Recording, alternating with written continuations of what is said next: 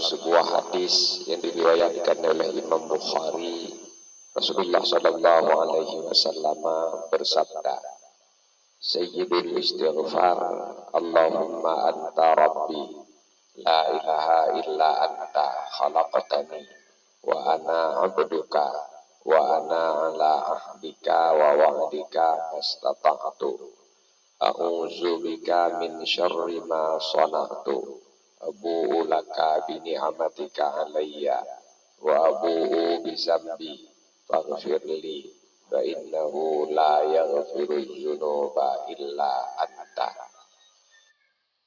Rasulullah Sallallahu Alaihi Wasallam menjanjikan, mangqalaha hina yumsi famata min lailatihi dakhalal jannah.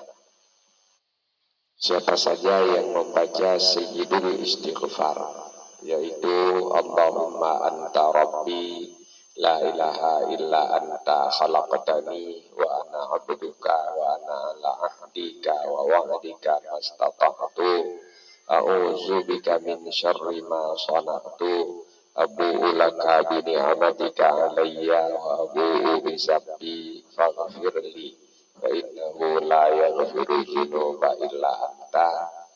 Hina yamsi, di sore hari, wa mata min lailatihi dakhalal jannah, lalu ia meninggal pada malamnya, jaminan ia masuk surga.